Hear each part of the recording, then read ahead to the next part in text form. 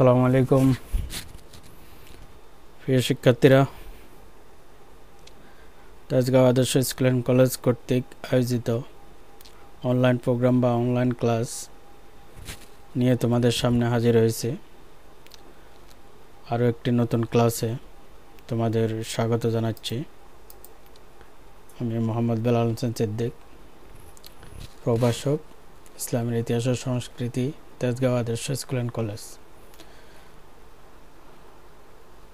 আমরা ইসলামের ইতিহাস ও সংস্কৃতি বিষয়ে আজকে ক্লাস নেব। প্রথম পত্র একাদশ শ্রেণীর শিক্ষার্থীদের জন্য আজকের ক্লাসের বিষয়বস্তু তোমরা যদি ভালোভাবে আয়ত্ত করতে পারো, যে শিখন ফল অর্জিত হবে। অর্থাৎ আজকের ক্লাসের বিষয়বস্তু হচ্ছে আমাদের আরবের ভৌগোলিক অবস্থা এর অধিবাসীদের উপর কী প্রভাব ফেলে তা বিশ্লেষণ করতে পারবে। এই প্রশ্নটা খুবই গুরুত্বপূর্ণ। এটা 4 নাম্বার প্রশ্ন, উদ্দীপকের 4 নাম্বার বা ঘ নাম্বার প্রশ্ন হিসেবে এসে থাকে।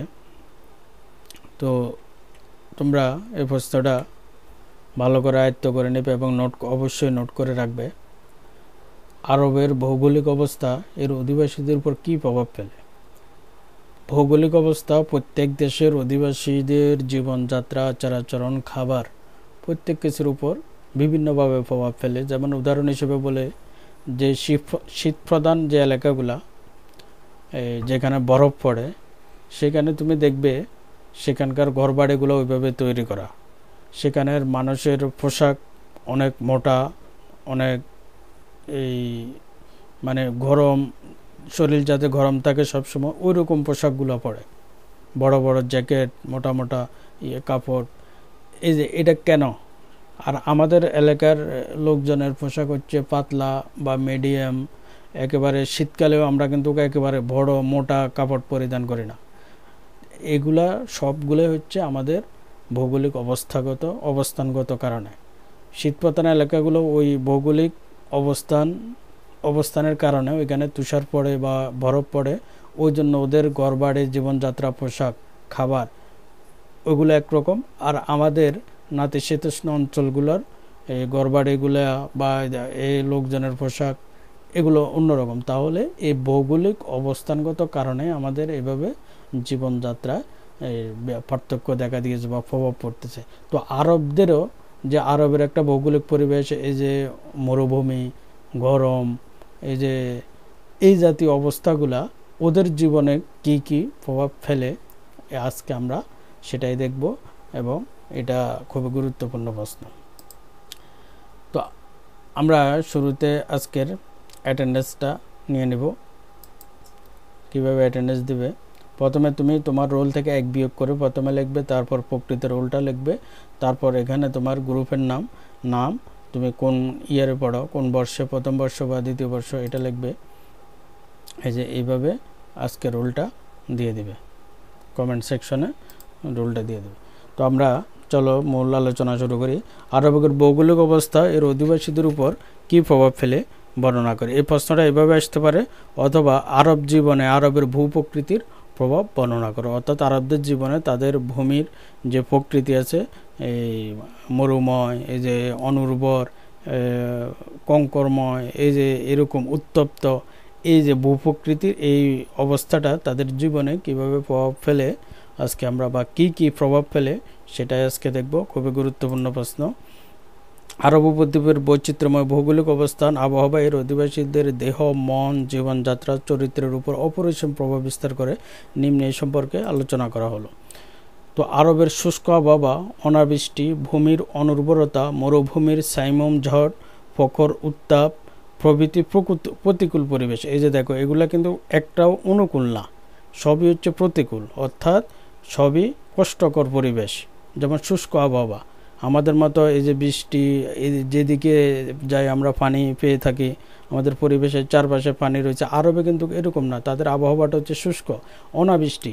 আমাদের বছরের একটা উল্লেখযোগ্য সময় কিন্তু আমরা বৃষ্টি পেয়ে থাকি। এই বৃষ্টি থেকে আমরা পানি বা ফসলের প্রয়োজনীয় পানি পেয়ে থাকি, কিন্তু আরবে কিন্তু এরকম বৃষ্টি নেই। তাদের অধিকাংশ বছরের অধিকাংশ দিনে যায় অনাবৃষ্টি। ভূমির অনুর্বরতা, এই যে অধিকাংশ এলাকায় হচ্ছে মরুভূমি, এখানে ভূমির কোনো উর্বরতা নেই, অনুর্বর ভূমি। মরুভূমির সাইমম ঝড়, এই যে মরুভূমির যে একটা খুবই মারাত্মক ঝড়, এই ঝড় একবার শুরু হলে এটা অনেকক্ষণ পর্যন্ত থাকে এবং চারদিকে বালুতে কিন্তু ঢেকে যায়। আমরা একটা ছবি দেখলে বুঝবো, এইভাবে বালুর পাহাড় এসে এই পুরো এলাকাটাকে ঢেকে দেয়। কিন্তু এই পরিবেশে তারা জীবন যাপন করে থাকে। তা আর প্রখর উত্তাপ, এই যে মরুভূমিতে কোনো গাছপালা ছায়া নেই, এই সূর্য যখন ওঠে তখন প্রখর উত্তাপ, উপরে সূর্য, নিচে বালুগুলো গরম হওয়ার পর এগুলো থেকেও কিন্তু উত্তাপ বের হয়। তাহলে এরকম সব দিক থেকে একটা প্রতিকূল পরিবেশের সাথে তারা প্রতিনিয়ত সংগ্রাম করে জীবনযাপন করতে হয়। তো একদিন দুদিন না, কিন্তু এটা একেবারে তারা শিশুকাল থেকে বৃদ্ধ পর্যন্ত এই মরুভূমির এই যাযাবর বা বেদুইনরা এইভাবে সংগ্রাম করে করে তাদের জীবনযাপন করতে হয়। এই যে একটা এই ভৌগোলিক অবস্থানের কারণে তাদের এই প্রতিনিয়ত সংগ্রাম করার কারণে আরবগণ তাদের চরিত্রের মধ্যে ঢুকে যায় কিছু বৈশিষ্ট্য। তারা দুঃসাহসিক হয়ে পড়ে, কারণ সবসময় এই যে সাইমুম ঝড়ের মোকাবেলা করতে হয়, মরুভূমির গরম আবহাওয়ার মোকাবেলা করতে, এই জন্য তাদের চরিত্রে দুঃসাহসিক এই গুণটা প্রবেশ করে বা তারা আয়ত্ত করে ফেলে। তাদের রুক্ষ, সবসময় তারা রুক্ষ মেজাজের হয়, দুর্দর্শ সৈনিক। তারা সবসময় দুর্দর্শ, অর্থাৎ কোনো কিছুতে ভয় পায় না, কষ্ট সহিষ্ণু। এই যে এতগুলো পরিবেশের সাথে যখন তারা দিনের পর দিন এই কষ্ট করে জীবনযাপন করে, তখন তারা কষ্ট সহিষ্ণু হয়ে পড়ে, অর্থাৎ যে কোনো কষ্ট তারা সহ্য করতে পারে। পরিশ্রমী, এরকম পরিবেশে যখন পরিশ্রম করে জীবনযাপন করতে হয়, তারা তাদের চরিত্রের মধ্যে একটা পরিশ্রমী এই গুণ ঢুকে যায়। তো এইভাবে তারা কষ্ট সহিষ্ণু পরিশ্রমী জাতিতে পরিণত হয়। তাহলে এই যে কষ্ট সহিষ্ণু দুঃসাহসিক পরিশ্রমী হওয়ার পিছনে তাদের মূল হচ্ছে এই যে ভৌগোলিক অবস্থানগত এই ইয়ের কারণে, এই বৈশিষ্ট্য, তাদের পরিবেশের এই বৈশিষ্ট্যগুলোর কারণে তারা এইভাবে কষ্ট সহিষ্ণু পরিশ্রমী জাতিতে পরিণত হয়। এইভাবে এই পাগলের একটা আমরা পেলাম তাদের উপর এই যে ভৌগোলিক অবস্থার প্রভাব।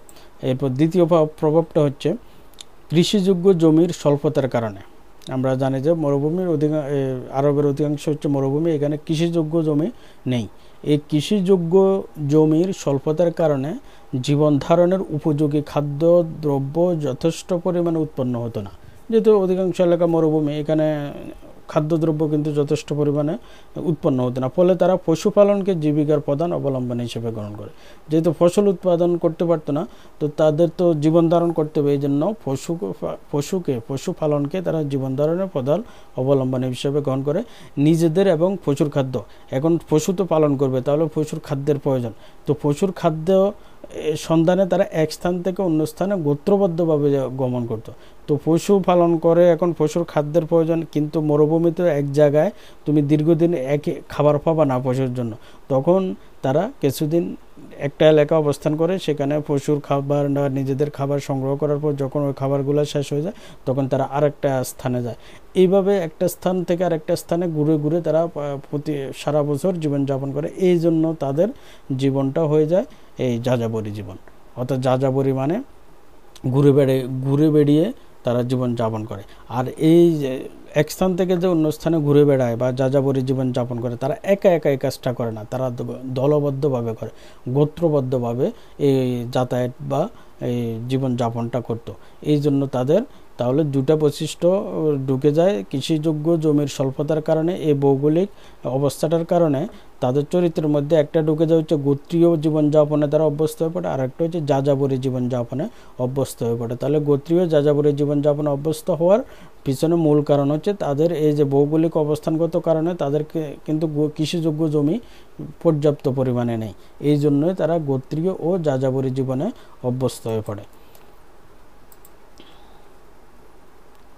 3 নাম্বার, আরব দেশের 3 দিকে সাগর, অন্যদিকে মরুভূমি থাকায় প্রতিকূল পরিবেশের কারণে এই দেশ দীর্ঘদিন ধরে বিদেশি প্রভাবমুক্ত ছিল। দিগন্ত বিস্তৃত মরুভূমির মুক্ত পরিবেশে বসবাসের জন্য আরব বেদুইনগণ স্বাধীন ও স্বতন্ত্র জীবনে অভ্যস্ত পড়ে।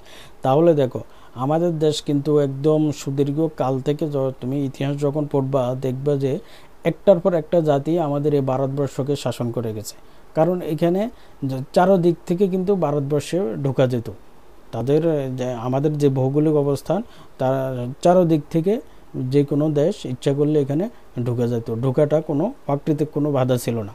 কিন্তু আরব দেশে আমরা আরবের ম্যাপটা যখন দেখব, এই যে দেখো, পশ্চিম দিকে আমরা জানি যে লোহিত সাগর, এই যে দক্ষিণ দিকে হচ্ছে ভারত মহাসাগর, এই যে পূর্ব দিকে পারস্য উপসাগর, ওমান সাগর, এই যে তিন দিকে কিন্তু পানি। আর একদিকে এই যে দেখো সিরিয়ান ডেজার্ট, অর্থাৎ সিরিয়ার মরুভূমি। তাহলে এই যে মরুভূমি আর চারিদিকে পানি, অর্থাৎ এক ধরনের চারিদিকে একটা প্রাকৃতিক দেওয়াল। পানি দিয়ে ওই সময় আমরা যে সময়ের ইতিহাস পড়তে, ওই সময় পানি অতিক্রম করে শত্রুপক্ষ আক্রমণ করা কিন্তু সম্ভব না। বিদেশি শক্তি আক্রমণ করা খুবই কষ্টকর ছিল, আবার মরুভূমির ভিতর দিয়েও আক্রমণ করা কষ্টকর ছিল। তাহলে প্রাকৃতিকভাবে এই একটা দেওয়াল ছিল চারিদিকে, এই জন্য বিদেশি প্রভাবমুক্ত ছিল আরব দেশ দীর্ঘদিন ধরে। বুঝতে পারছো? তাহলে এটাও কিন্তু এই ভৌগোলিক অবস্থানের কারণে, ভৌগোলিকভাবে এখানে চারদিকে এভাবে প্রাকৃতিক প্রতিবন্ধকতার কারণে আরব দেশ দীর্ঘদিন ধরে এই বিদেশি প্রভাব মুক্ত ছিল। এরপরে 4 নাম্বার যেই প্রভাবটা, মরুভূমির প্রতিকূল পরিবেশের সাথে সংগ্রাম করে একদিকে আরবদের চরিত্র যেমন যোগ হয়েছে বর্বরতা, নৃশংসতা, অন্যদিকে শীতল ও শ্যামল আবহাওয়া আরব দেশের দক্ষিণাংশের জনগণকে করেছে মার্জিত, দয়ালু ও পরোপকারী। তো আমরা আগেও যেটা বলেছি, আরবের অধিকাংশ এলাকা কিন্তু মরুভূমি, অর্থাৎ প্রায় 80%। তো এই মরুভূমি এলাকাগুলোতে প্রতিনিয়ত সংগ্রাম করে আরবরা জীবনযাপন করত বলে এদের এই যে সবসময় মানে সংগ্রামের মধ্যে থাকতে বলে ওদের মেজাজ সবসময় এই এক ধরনের রুক্ষ, বর্বরতা, নৃশংসতা তাদের চরিত্রের মধ্যে প্রবেশ করে। এটা হচ্ছে মরু অঞ্চলে যে আরবরা বসবাস করে তাদের চরিত্রের মধ্যে এই ওই বৈশিষ্ট্যটা ঢুকে যায়। অন্যদিকে এই যে আমরা যেটা বলছিলাম, এই যে দক্ষিণ আরবে ইয়েমেন, হাজরামাউত, ওমান, এই এলাকাগুলো কিন্তু শীতল, অর্থাৎ এখানে শস্য, পানি, এই পানীয় জলের ব্যবস্থা ছিল, শস্য উৎপাদন হতো, এলাকাগুলো আবহাওয়া ছিল শীতল। এই শীতল অবস্থার কারণে এখানকার মানুষগুলা হয়ে পড়ে মার্জিত স্বভাবের, দয়ালু স্বভাবের, পরোপকারী স্বভাবের। তো এটাও কিন্তু, তাহলে একদিকের এগুলা যে নৃশংস বর্বর হলো আরব বেদুইনরা, এটাও তাদের এই যে মরুভূমির রুক্ষ পরিবেশের কারণে, এটাও ভৌগোলিক অবস্থার কারণে। আবার অন্যদিকে দক্ষিণ আরবের জনগণ যে এই যে শান্ত শীতল, এটাও কিন্তু সেখানকার ভৌগোলিক এই যে শীতল অবস্থাগত কারণে। তাহলে এইভাবে আরব চরিত্রে এই দুই ধরনের বৈশিষ্ট্য কিন্তু এই ভৌগোলিক অবস্থানগত কারণে সে হয়েছিল। 5 নম্বর যে প্রভাবটা, উত্তপ্ত বালুকণা লু হাওয়া থেকে শরীর রক্ষা করতে পুরো শরীর ঢেকে রাখা যায় এমন আলখাল্লা পশমের জব্বাও মাথায় পাগড়ি পরিধান করত। এখনও দেখা যায়, যেমন দেখবে আরবদের জাতীয় পোশাকে কিন্তু এরকম লম্বা জব্বা বা পাঞ্জাবি পরা, আর মাথায় তাদের সবসময় পাগড়ি থাকা। এই যে লম্বা জব্বাও মাথায় পাগড়ি তাদের যে এখন এক ধরনের জাতীয় পোশাক, এটার পিছনে মূল ইতিহাস হচ্ছে এটা। অর্থাৎ ওরা যে মরুভূমিতে বসবাস করত, সেখানকার বালুকণাগুলা, ওই যে আগে বললাম, কোনো বৃক্ষ নেই, ছায়া শীতল নেই, সূর্য ওঠার পর থেকে বালুগুলা কিন্তু উত্তপ্ত হচ্ছে। সারাদিন উত্তপ্ত হওয়ার পর এগুলা এক একটা মানে বুলেটের মতো কাজ করতো, বোমার মতো কাজ করতো। এগুলো যখন শরীরে খোলা শরীরে পড়বে তখন একেবারে জলসে যেত।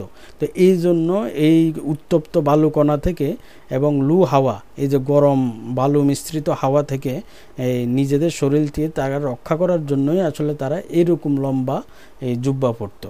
এই যে তাদের এই পোশাকের মূল কাহিনী কিন্তু তাদের এই ভৌগোলিক পরিবেশের কারণে। এই ভৌগোলিক তাদের যে উত্তপ্ত পরিবেশ, এটা থেকে রক্ষা করার জন্য তারা লম্বা জুব্বা পরতো, আর মাথাকে রক্ষা করার জন্য তারা পাগড়ি পরিধান করতো। এইভাবে এই লম্বা পোশাক, পাগড়ি ওদের কিন্তু এখন এগুলো পরিধান করার মূল কাহিনী কিন্তু এটা, এখন ওদের এটা এক ধরনের জাতীয় পোশাকে পরিণত হয়। তাহলে এটাও ভৌগোলিক অবস্থানগত কারণে। এরপরে আমরা দেখব যে খেজুর গাছ ও উট মরুবান্ধব হওয়ায় তারা খেজুর ও উটের দুধ, মাংসকে প্রধান খাদ্য হিসেবে গ্রহণ করেছে। তা ওই যে আমরা আগেও বলেছি, খেজুর গাছ কে তারা গাছের রানী বলতো, কারণ খেজুর গাছ তাদেরকে বিভিন্নভাবে উপকার করত। এবং উটকে মরুভূমির জাহাজ বলা হতো, কারণ উট হচ্ছে মরুভূমিতে চলাচলের একমাত্র উপায়। তাহলে এই যে এটাও মূল কাহিনী কিন্তু তাদের ভৌগোলিক অবস্থান, কারণ তাদের ভৌগোলিক অবস্থানে দেখা গেছে যে তাদের অধিকাংশ এলাকা হচ্ছে মরুভূমি। তাহলে মরুভূমিতে যেই এই গাছটা মানে জন্মে বা অনুকূল পরিবেশ পায় সেটা হচ্ছে খেজুর গাছ। অন্য কোনো বৃক্ষ কিন্তু এই যে আমরা একটা ছবির মাধ্যমে দেখলে যে দেখতে পারে, এই যে চারোদিকে কিন্তু বালু, কোনো পানি বা একেবারে উর্বরতা নেই। এই অনুর্বর এই বালুর মধ্যেও কিন্তু এই যে একটা খেজুর গাছ দেখো খুব ভালোভাবে কিন্তু জীবনযাপন করতেছে। তো তাহলে এই যে এই খেজুর গাছ হচ্ছে মরুবান্ধব, অর্থাৎ মরুভূমির জন্য তার অনুকূল পরিবেশ রয়েছে, ওর জন্য অনুকূল পরিবেশ মরুভূমিতে রয়েছে। আবার এই যে দেখো অন্য কোনো প্রাণী কিন্তু এরকম মরুময় অবস্থায় টিকে থাকতে পারবে না, এখানে নাই পানি নাই কোনো ঘাস, দীর্ঘদিন সেই না পানি পান না করে, যে আমরা গত ইয়েতে পড়েছি এই উট শীতকালে 25 দিন এবং গরমকালে 15 দিন পানি পান না করে থাকতে পারতো। তাহলে এটা হচ্ছে মরুভূমির জন্য আদর্শ এই স্বভাব।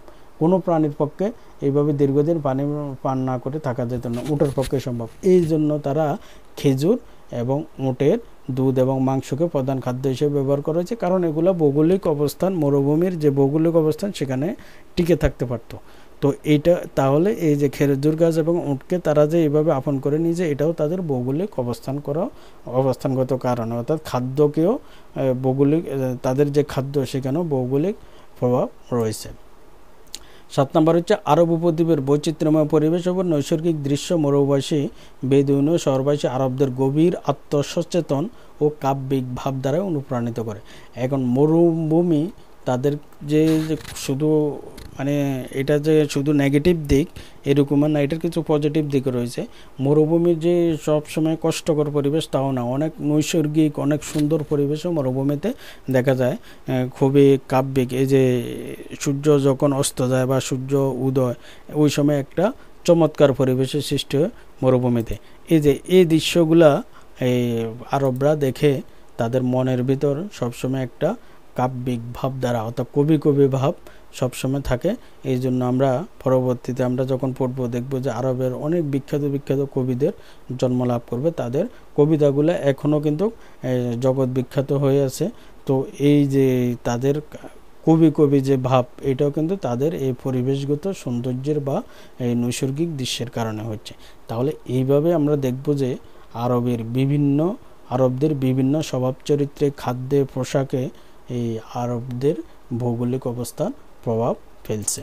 তো এটা হচ্ছে আমাদের মূলিয়া।